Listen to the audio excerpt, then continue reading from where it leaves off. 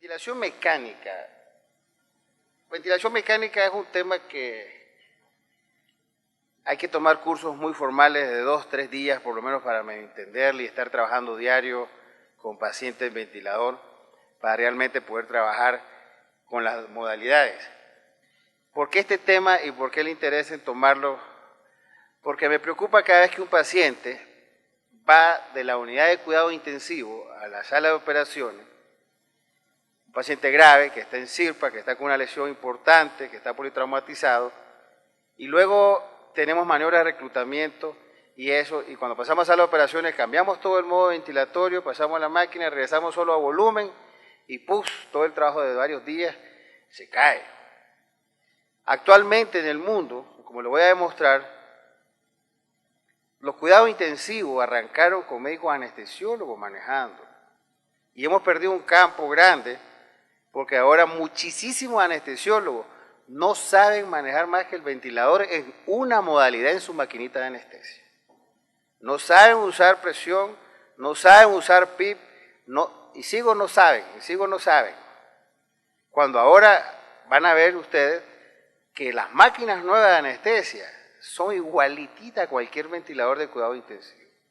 Y cuidado mejor, porque tienen para dar gases, y los ventiladores no podemos dar gas, excepto el sistema europeo que se le puede poner la anaconda, que se puede adaptar a un sistema de vaporizador en los ventiladores y dar sedación en los pacientes de cuidado intensivo con Seborane.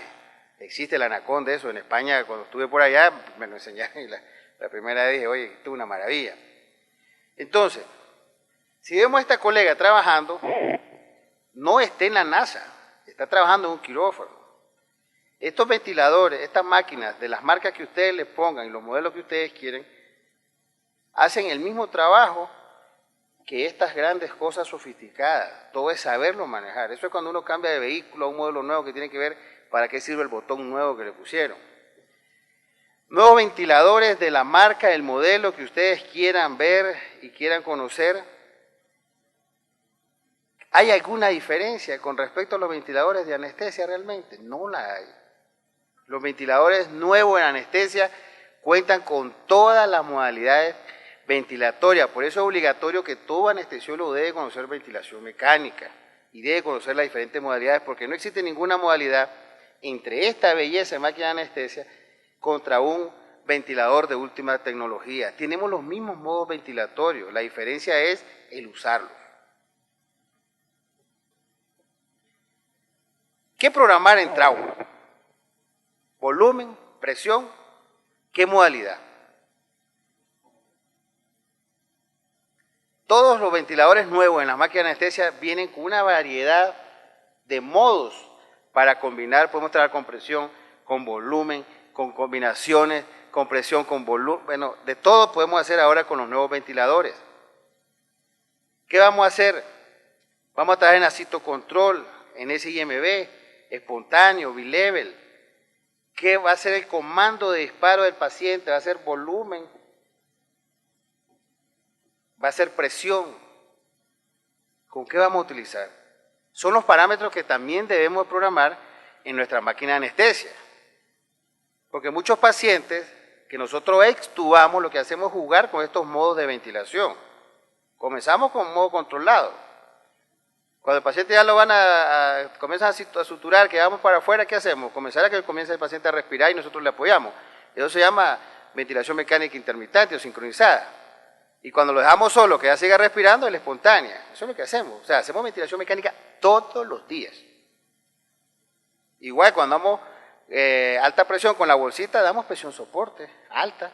Cuando la mantenemos, hacemos PIP. Eso hacemos todos los días en quirófano. Tenemos que monitorizar las curvas de presión-volumen, volumen-tiempo, flujo-tiempo. Yo prefiero la de presión-volumen. Hay que ver todos los parámetros que tiene el ventilador y saber cuál es el valor real y cuál es el valor mínimo y máximo de cada uno de ellos. Llevarlos y también aprender a monitorizar estas asas. Esto nos da información igualita que nos da el electrocardiograma.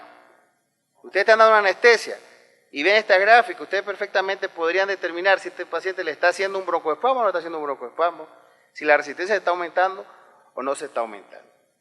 Entonces, para que podamos entender todas estas cosas, vamos a empezar con algunas cositas básicas de lo que es una curva histórica, sencilla y una de las más completas que tenemos que saber. Entonces, ¿qué conocer antes de ventilar? Aquí estamos hablando de presión, tiempo, volumen controlado y flujo constante en esta gráfica. Al comienzo de la inspiración, la presión que se da entre el punto A, que está aquí, y el punto B, se incrementa drásticamente debido a la resistencia del sistema. Todos ustedes han inflado alguna vez en una fiesta de sus hijos o de un amigo un globo, ¿verdad? ¿Y qué pasa con el globo? Al inicio es duro y cuesta, pero de repente eso está pasando ahí. ¿Por qué? En ese momento, porque allí ya rompimos la resistencia y ya el pulmoncito se comienza a inflar, así como inflamos el globo. El nivel de presión en el punto de inflexión B, que es es equivalente al producto de la resistencia y del flujo. Cuando mayor sea el flujo seleccionado o cuando mayor sea la resistencia en general, mayor será el aumento de la presión en el punto B. Un flujo inspiratorio bajo y unos valores de resistencia bajos conllevan a una menor presión en ese mismo punto. La misma gráfica nos da del punto B, la presión aumenta en línea recta hasta que se alcanza la presión pico del punto C. Entonces, esta C es lo que nosotros conocemos como presión pico, presión máxima de la vía aérea, esa es. En ese momento, el gradiente de la curva de la presión dependerá entonces allí del volumen inspiratorio, del flujo inspiratorio y de la compliance en general. Y la compliance es todo, músculo, vía aérea de los bronquios mayores a bronquios menores, es toda la jaula torácica ósea. En el punto C, ¿qué pasa? El ventilador ahí aplica el volumen tidal o volumen corriente que ustedes habían predeterminado sin suministrar ningún otro flujo. Entonces aquí ya se para el flujo de la máquina, cero flujo. Y en este momento,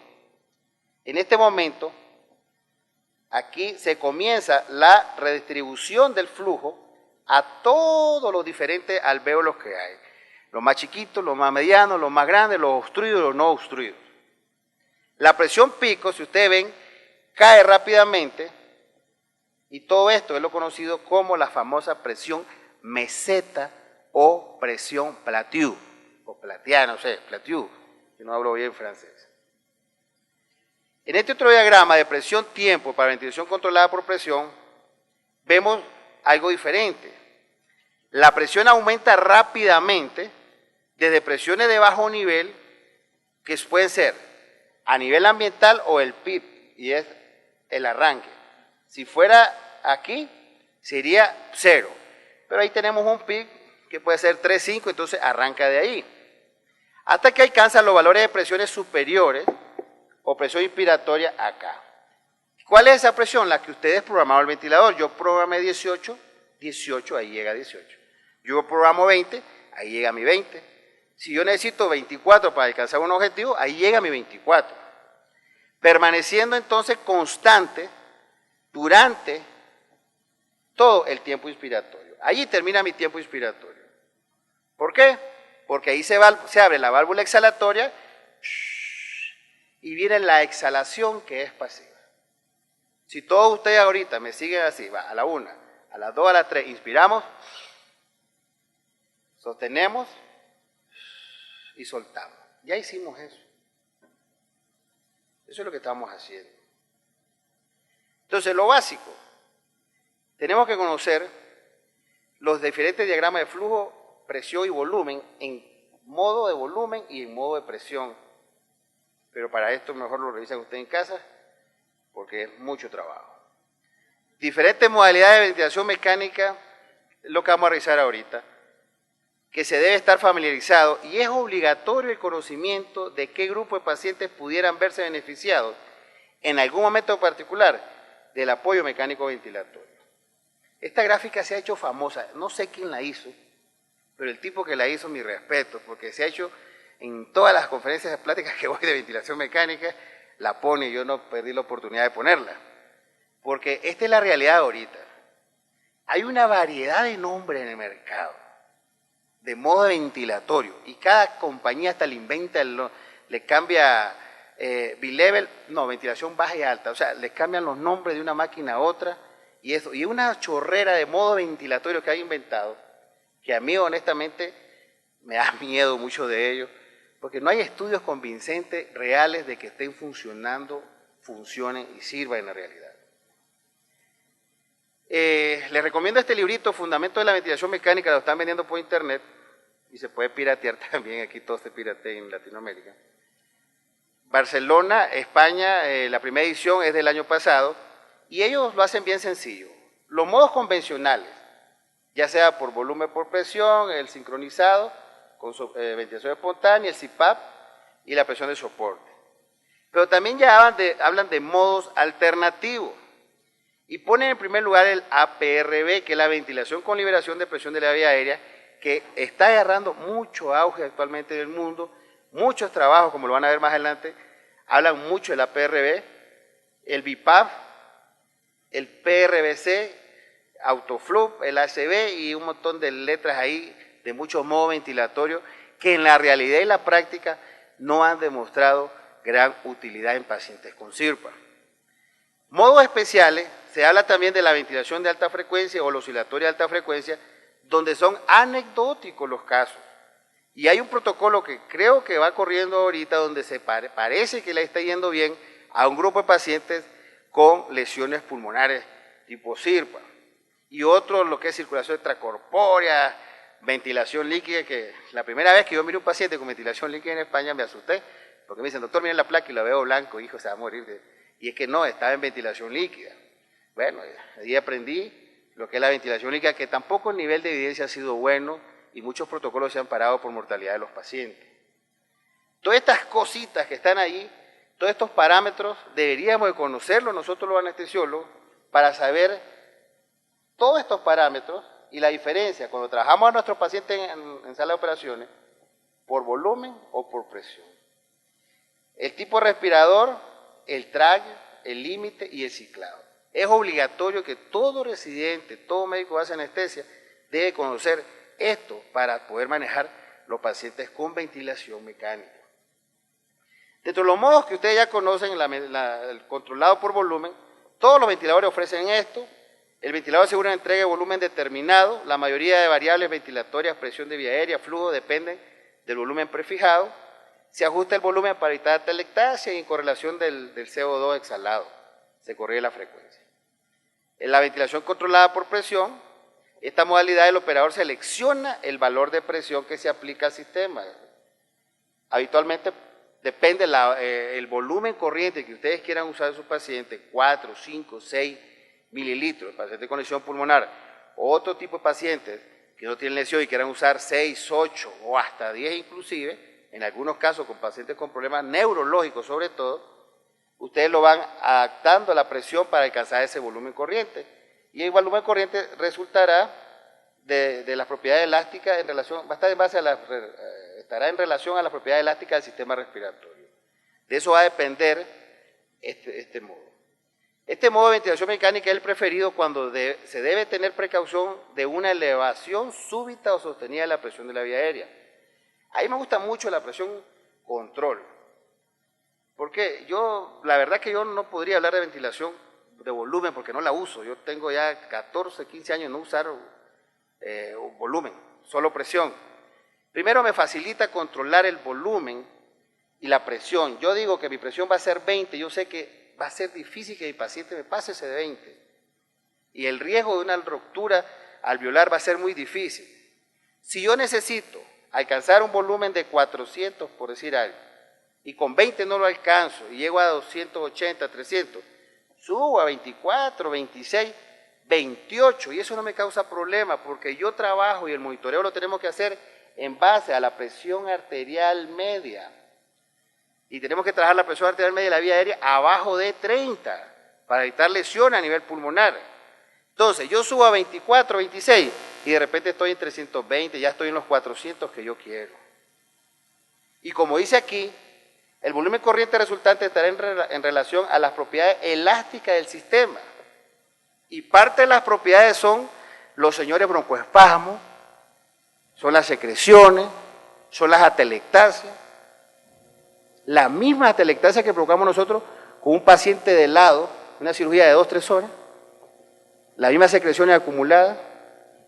Entonces, en ese problema, los pacientes no controlan bien el volumen si trabajamos con volumen. Y la presión nos va a generar mucha presión. O sea, un determinado volumen va a generar determinada presión. Mientras que si yo programo 30, es 30 la presión. Y mi objetivo va a ser alcanzar el volumen que yo quiera. En modo de asistencia parcial, el paciente mantiene frecuencia respiratoria, genera presión negativa dentro del sistema, por lo que es el trigger, el disparo. El ventilador entrega un volumen previamente programado o genera un volumen según la presión. Y aquí yo programo la sensibilidad. ¿Qué es la sensibilidad? El trigger o el disparo del aparato. Yo lo programo y yo digo, yo quiero que este paciente, estoy trabajando con presión, cuando él determine en esta línea 1 o 2 de presión, el ventilador entre. Si yo programo con volumen, yo digo, no, voy a programarle que él detecte 150 mililitros de volumen. Entonces, cuando él detecta pequeñas cantidades de 150, arranca el ventilador. Esa es la sensibilidad del trigger. Entonces, nosotros lo programamos dependiendo de la modalidad que estamos. Yo recomiendo que si estamos con presión, que la sensibilidad se disparara con presión también. Ventilación con presión soporte. Cada vez que el paciente genere esfuerzo inspiratorio, el ventilador inicia apoyo. Siempre. Aquí están. ¿Ustedes ven estas cositas aquí? Ese es el impulso respiratorio del paciente. ¿Qué está haciendo el ventilador? Apoyándolo nada más. Aunque a diferencia del previo, ahora lo hace incrementando la presión en el sistema respiratorio hasta un nivel previamente seleccionado. En este modo, igual, yo quiero apoyar a mi paciente con 16 va a llegar hasta aquí a 16, no va a pasar de 16. Y en ese 16 va a alcanzar un volumen, no sé, puede ser 400, 450, según la meta que yo quiera con mi paciente. La sincronizada intermitente, el paciente ha asistido durante el esfuerzo inspiratorio con un volumen prefijado o con una presión prefijada en un número determinado de respiración. Si el paciente deprime, se garantiza las respiraciones que se programaron y evita la apnea. ¿Qué pasa esto?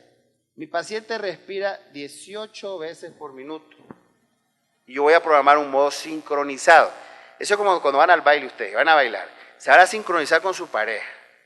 Entonces, yo hago a la derecha y voy a hacer a la izquierda, ahí van los movimientos. Entonces, mi paciente hace 18 y yo le programo 9. Entonces, el ventilador automáticamente, inteligentemente dice, 18 son tuyas solitas.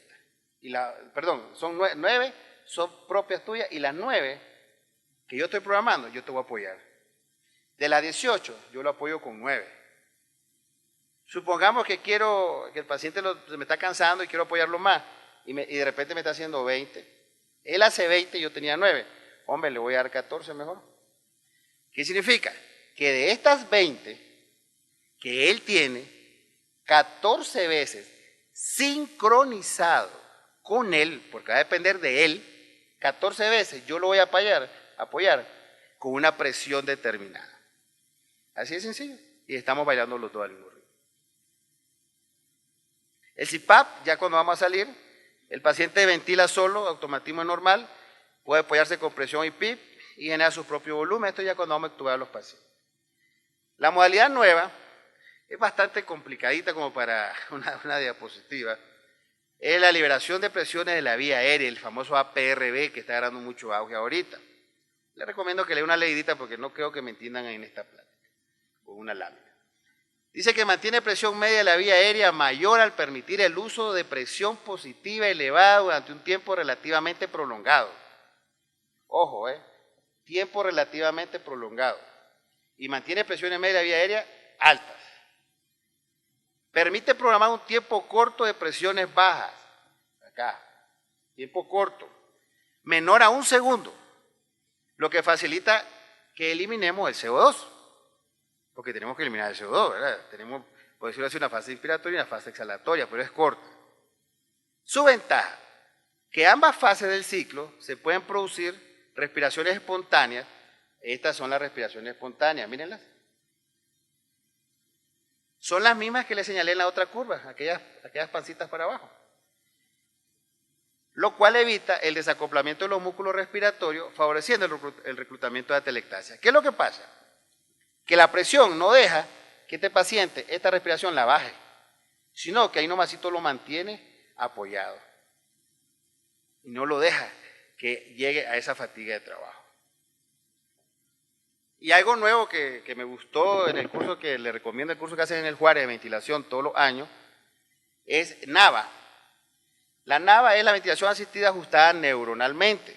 Esto ya es, casi están buscando ponerle un chip al paciente adentro para que dispare el ventilador. ¿Qué es lo que hacen? El principio es una sonda nasogástrica que tiene unos electrodos, entra como por una nasogástrica, los electrodos sensan la mejor onda P y el QRS a nivel del diafragma, que es el principal músculo de la inspiración, como ustedes saben. Entonces, en un ventilador normal, el centro respiratorio le avisa al nervio frénico. El nervio frénico activa el diafragma. El diafragma se tiene que contraer. La contracción del diafragma hace la expansión pulmonar y torácica. Luego hace cambios de presión y flujo de volumen. Eso hace un disparador neumático del ventilador y hace que el ventilador entre a trabajar. Entonces, miren todo lo que se van a ahorrar ahora con esa sonda. Lo tiene el Servo-I. Es la única empresa que ahorita tiene este sistema NAVA, Servo-I. Ahora, ¿qué va a pasar con esto? El centro respiratorio activa el nervio frénico, activa el diafragma y el diafragma, el disparo neuronal para el ventilador. ¿Qué significa? Que va a censar pequeños movimientos del diafragma para iniciar el estímulo respiratorio, no dar toda esta gran vuelta. Entonces eso va a hacer que el paciente ventile mejor, se acople mejor y esté respirando mucho, mucho mejor. La ventilación mecánica no invasiva es una maravilla de Dios. Hace tantos años, ya tiene como 20 años más que se utiliza, y hay muchos artículos donde hablan de que disminuye la intubación, disminuye la mortalidad, disminuye los días de NUCI, disminuye la mortalidad comparada con la terapia convencional, disminuyó en 40-48% la necesidad de intubación. Otros artículos dicen que no hay evidencia clínica fuerte todavía de esto, pero existen algunas publicaciones que demuestran su utilidad en pacientes con contusiones pulmonares leves a moderadas con hipoxemia. Eso sí, menor índice de intubación y menos estancia intrahospitalaria. Este artículo publicado en el 2010, aquí está la selección de cómo hicieron los pacientes y demuestran gráficas cómo sí mejora la oxigenación y el índice de Kirby, los índices respiratorios con los pacientes con ventilación no invasiva. Habla de menos días de hospitalización, 14 versus 21 días, pero no hubo diferencia en la sobrevida de los pacientes. Concluyen que la ventilación no invasiva reduce la intubación comparada con la terapia de oxígeno en pacientes con trauma severo de tórax e hipoxemia. Entonces es mejor tener ventilación no invasiva que tenerlo solo con un flujo de oxígeno. Otro trabajo recientemente publicado ahorita en Intensive Care Medicine del 2013 de pacientes con ventilación invasiva en trauma. Aquí está la forma que elaboraron en el estudio. El uso temprano de la no invasiva en los pacientes de trauma de tórax mejora la mecánica respiratoria y mejora el reclutamiento de las áreas colapsadas. Reduce la mortalidad y la intubación y las complicaciones de los pacientes que están intubados. Acevedo hicieron un estudio en Brasil, que está publicado ahorita también en el 2013, que me llamó mucho la atención, porque parece que están mal los brasileños, a pesar de que van a tener el mundial allá, pero bueno. Mortalidad, dicen pacientes de ventilación mecánica, es muy alta y recomiendan vigilancia más estricta en el uso de la ventilación no mecánica. Ya que pasó que el 54% de los que estaban en ventilación no invasiva tuvieron que ser intubados.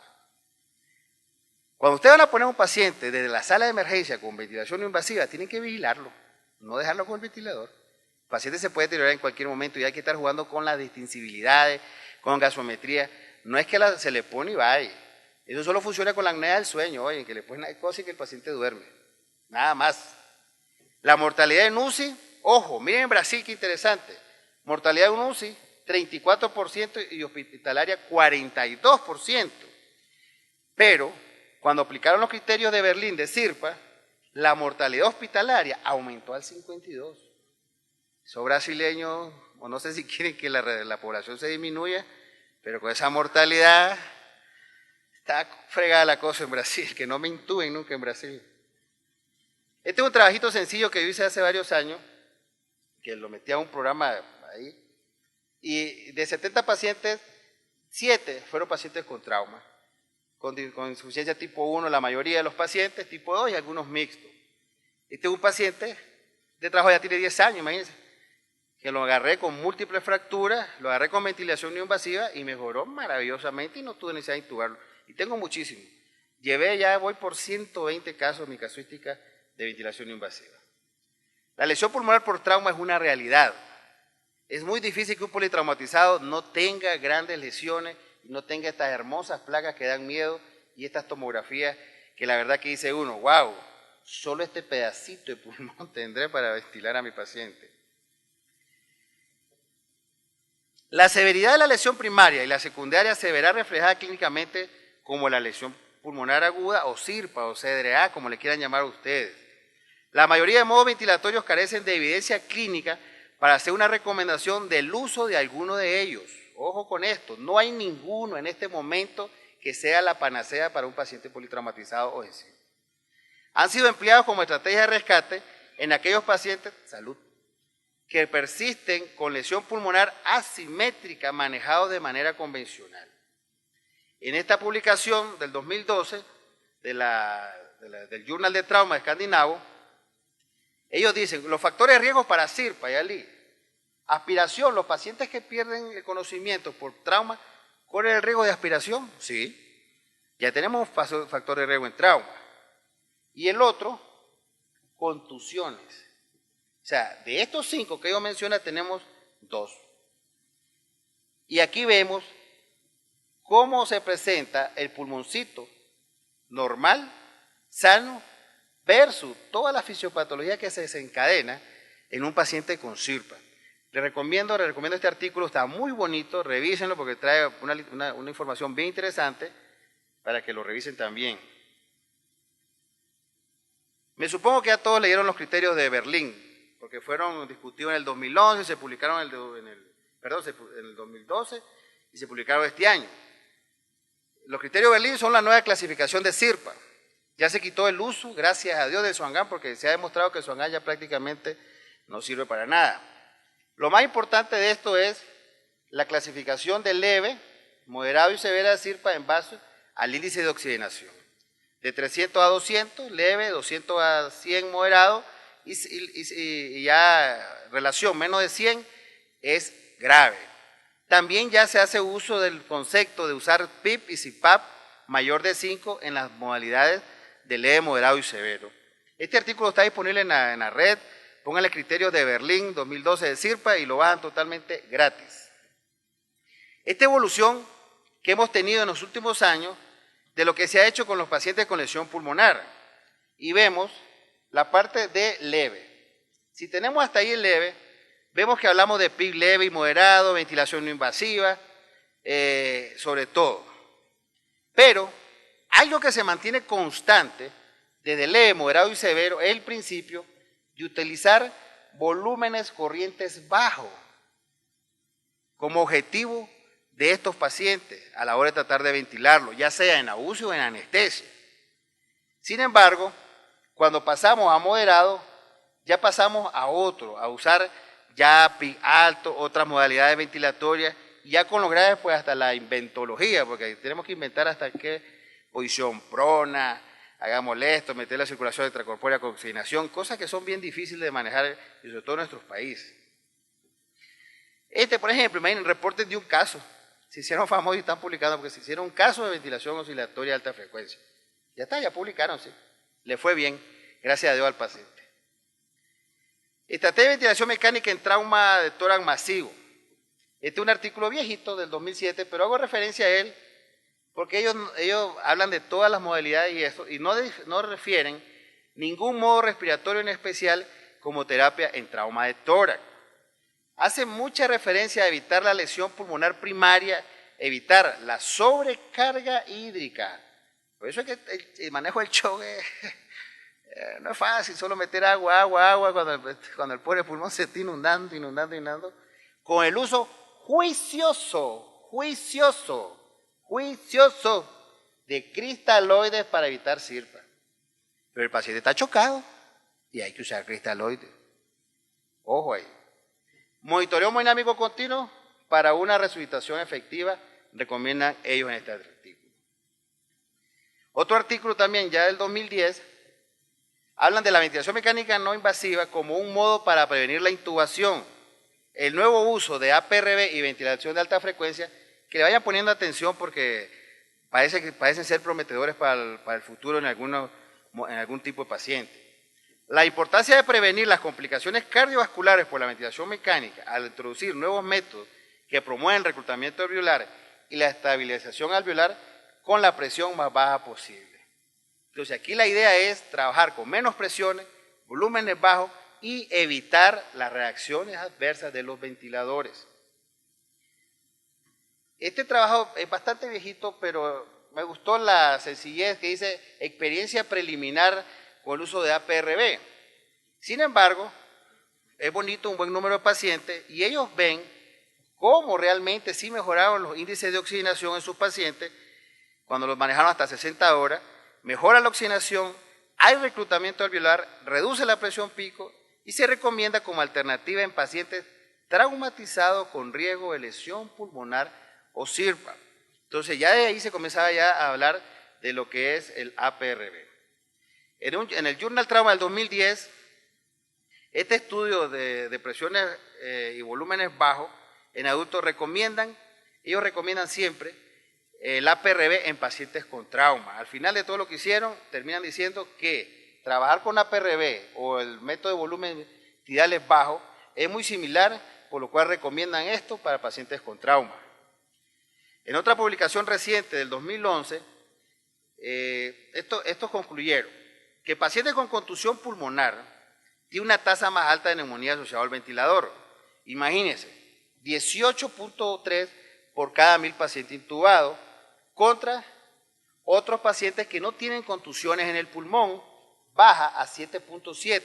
Es menos del 50% la neumonía. Y concluyen que los pacientes que se manejaron con ventilación con el modo APRB dio menos neumonía asociada al ventilador. Y algo que también demuestran es la forma de cómo mejoran los índices respiratorios de los modos convencionales con el APRB. Ventilación mecánica protectora, ¿por qué vamos a utilizarla? ¿Por qué razón? Las estrategias de ventilación mecánica han venido sufriendo modificaciones en la última década con una tendencia al uso de volúmenes corrientes cada vez menos. Sin embargo, ojo con esto, en los pacientes sin lesión pulmonar o sirpa, el uso de volúmenes corrientes altos todavía sigue siendo bien común en muchos lugares. Estudios retrospectivos sugieren que el uso de esta práctica puede estar relacionada con la lesión pulmonar aguda asociada a la ventilación mecánica. Porque aunque el pulmón esté sano, no deberíamos estar utilizando esos grandes volúmenes corrientes, porque los ventiladores dan lesiones y cuidado, esa es la causa de esas lesiones. Todavía faltan estudios consistentes para determinar cuál sería la mejor manera de ventilar a un paciente con un pulmón sano.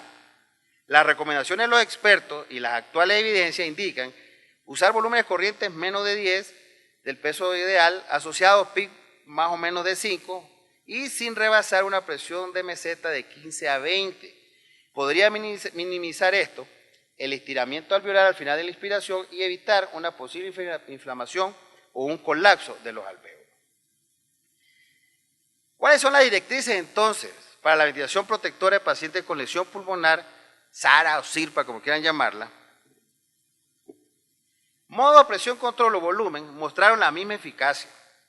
La experiencia, ojo con esto y lo puse en rojo, la experiencia del médico y la correcta interpretación de los cambios fisiológicos son los elementos más importantes en la elección. O sea, no son los ventiladores, son ustedes, el monitoreo que hagan y lo que estén viendo de las gasometrías, de la distensibilidad, del cálculo de la extensibilidad, de jugar con el ventilador al lado del paciente.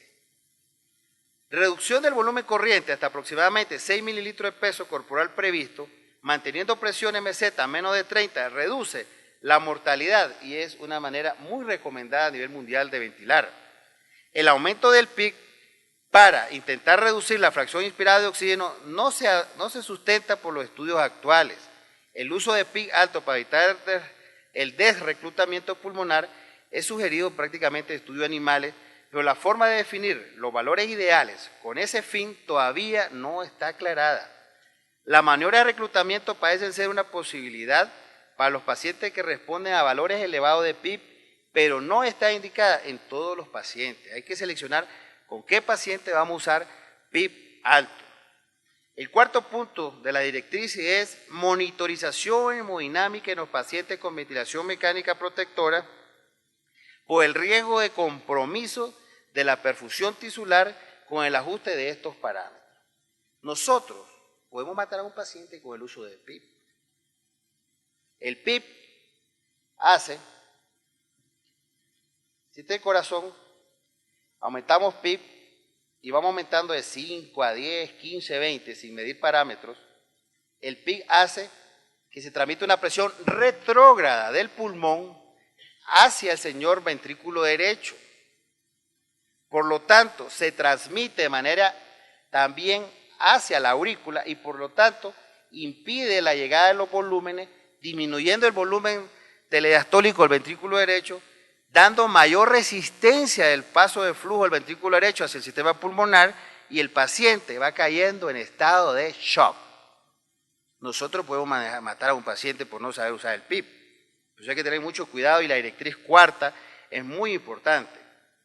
La hipercapnia proveniente de la ventilación mecánica protectora, lo que llamamos hipercapnia permisiva, generalmente se tolera bastante bien y se prefiere al uso de volúmenes corrientes elevados o presiones meseta elevadas también. Ojo, no se puede usar con pacientes con incremento de la presión intracraniana, con incremento de la presión intrapulmonar, con pacientes con acidosis metabólica grave, con pacientes con síndrome coronario e infarto.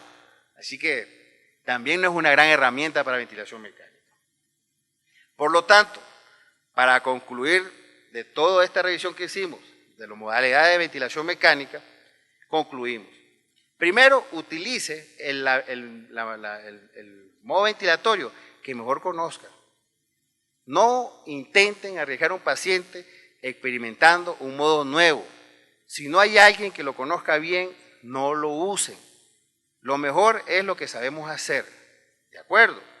La evidencia actual aún es pobre y solo nos da recomendaciones de experiencias en diferentes grupos de pacientes sin tener un modo ventilatorio como guía absoluta. Continuar usando y revisar las recomendaciones del consenso CIRPA de Berlín, así pongan CIRPA Berlín, bájenlo gratis, léanlo, revísenlo que está bien bonito, para que lo sigamos aplicando a los pacientes con lesión pulmonar, CIRPA inducida por contusiones, politraumatismo o lo que sea con respecto al tema que estamos tratando. Y muchas gracias. Para 36 minutos que llevo, creo que traté de darles un resumen de lo que es las modalidades de presión, volumen y qué hacer ustedes con sus pacientes. Muchas gracias.